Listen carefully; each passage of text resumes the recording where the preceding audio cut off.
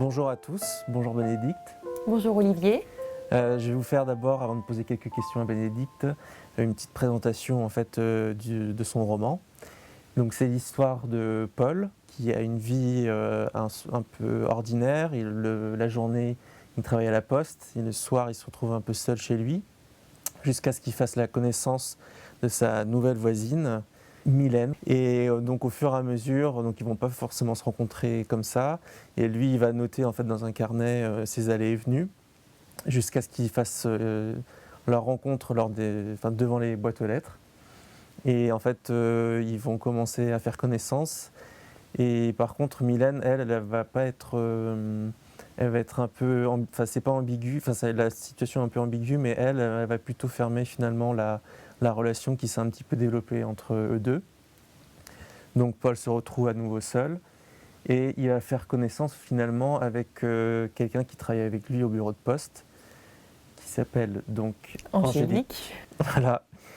Et à partir de là, va commencer en fait, va avoir un engrenage qui va faire que les deux personnages donc vont tomber amoureux l'un de l'autre. Mais comme on dit dans un mariage, c'est pour le meilleur et aussi pour le pire. Donc le meilleur arrive, mais le pire aussi va arriver.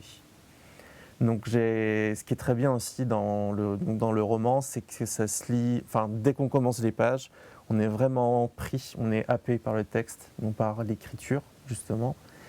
Et on a vraiment envie de savoir en fait ce que vont devenir les personnages. Alors je vais commencer à aborder des questions avec vous.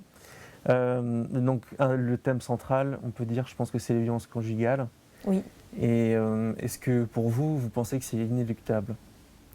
Non, c'est pas du tout inéluctable. En fait, là, Paul va devenir violent suite à plusieurs événements, mais il n'était pas obligé de devenir violent. Tout homme qui a eu un passé difficile ne devient pas violent. Non, c'est pas inéluctable du tout. Et en fait, on peut dire que Angélique et Paul vont en fait être pris dans une spirale un peu infernale. Ils sont, oui, tous les deux pris dans une spirale. En fait, Paul dans sa propre spirale de violence et à toujours se chercher des excuses. Et Angélique, elle est vraiment en recherche de l'amour et du coup, elle va occulter certaines choses de Paul, essayer de trouver le meilleur, essayer de s'accrocher parce qu'elle y croit, elle veut y croire, sans pour autant être sotte. Parce qu'elle est quand même lucide, elle sait ce qui se passe, elle sait que c'est pas bien. Tout comme Paul, il est aussi lucide, il sait que ce qu'il fait, c'est pas bien. Mais voilà, il y a une forme d'engrenage qu'aucun des deux n'arrête, lui dans sa manipulation, elle victime.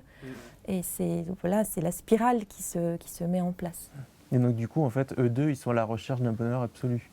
Totalement. Elle est vraiment à la recherche de l'amour, mais en même temps, lui aussi, il est à la recherche de l'amour. Et c'est cette quête qui fait qu'ils sont toujours ensemble. Mais oui, il y a quand même une recherche.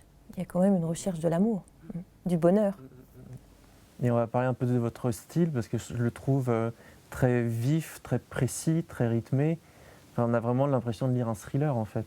Oui, c'est un petit peu comme ça qu'il est construit. Déjà, c'est une histoire qui est assez sombre, puisqu'il s'agit de la violence conjugale. Et en fait, c'est vraiment cette idée un peu d'urgence, un peu quand on entre dans le roman, on est pris dans cette urgence, un peu comme un thriller. On a envie de savoir, en effet, ce qui va se passer pour les personnages. Est-ce que ça va s'arrêter ou est-ce que ça va devenir de pire en pire ? Donc, c'est un roman, je pense, qui peut être mis et dans la littérature blanche, mais et dans la littérature noire. Il est entre les deux. Il peut être lu par les deux types de lecteurs. Bien sûr. Et en fait, c'est un peu comme tout, la vie privée. Il y a la vie publique, et donc à l'agence de la Poste, et la vie privée.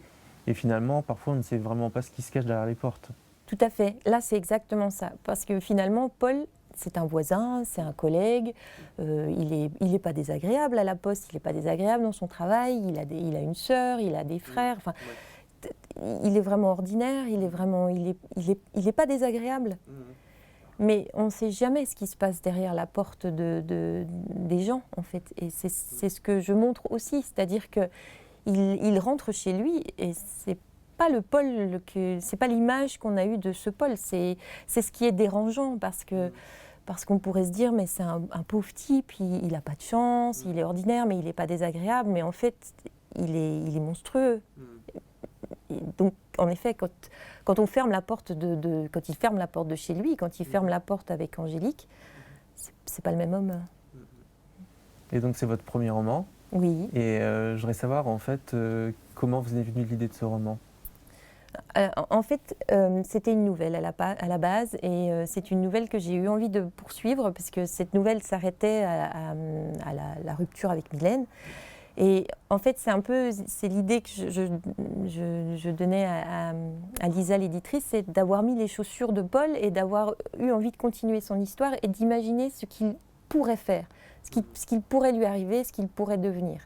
Donc là, c'est exactement ça, c'est l'idée de ce Paul et qu'est-ce qu'il va faire. Et en fait, ça s'est enchaîné comme ça. Parce qu'à la base, je ne suis pas partie avec l'idée d'écrire sur la violence conjugale. C'était l'idée d'écrire ce qui nous construit, comment on peut devenir, et pas comment on va devenir, puisque je dis bien peut, parce que ce n'est pas une obligation de devenir ce qu'il devient.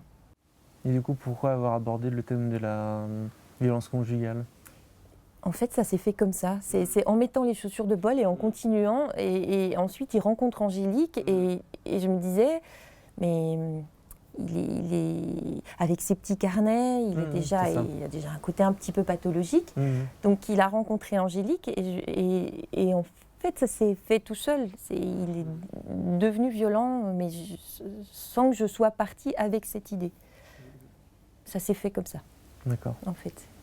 Et comme c'est un thème que je trouve très important et c'est un thème dont j'ai envie de parler, voilà, c'est important et peut-être d'imaginer ces hommes et peut-être d'imaginer nous à l'extérieur ce qu'on peut faire pour que ces hommes ne produisent pas ce genre de comportement. C'est aussi ça, c'est important d'en parler et de parler des deux protagonistes en fait, du couple.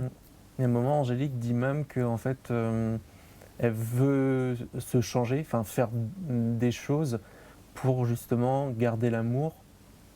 Et en fait, c'est parfois des petites choses qui fait qu'en fait, on s'oublie un petit peu.